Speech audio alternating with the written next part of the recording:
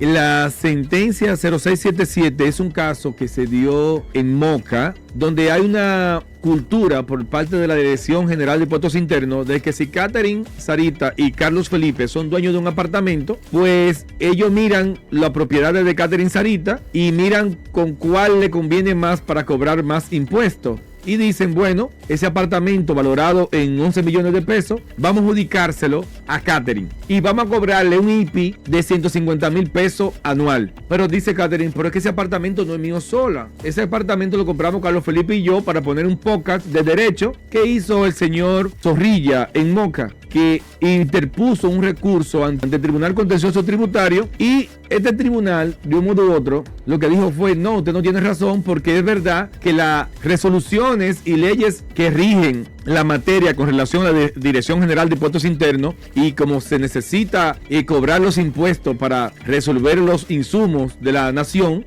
pues es viable que esas leyes sigan así para que sean efectivas y poder recaudar la mayor cantidad de dinero posible. Era un solar, en ese caso fue un solar que ellos se adjudicaron mediante una sentencia, parece que la compraron en pública subasta, pero ese solar se dividió entre varias personas y el señor se adjudicó 900 metros. Después de ese fallo que tuvo el Tribunal Contencioso Administrativo, pues entonces eso pasó a la Suprema Corte de Justicia, salió la sentencia que dijo lo siguiente: esa sentencia debe de ser casada porque la DGI ha estado actuando contra la ley, porque viola los principios, el artículo 7 de la ley 137-11 de proporcionalidad y efectividad. No es posible que si el señor Zorrilla no es propietario de los 1.315 metros, pues entonces la DGI se aboque de manera arbitraria a cobrarle ese impuesto solamente a él. Debería dividirlo,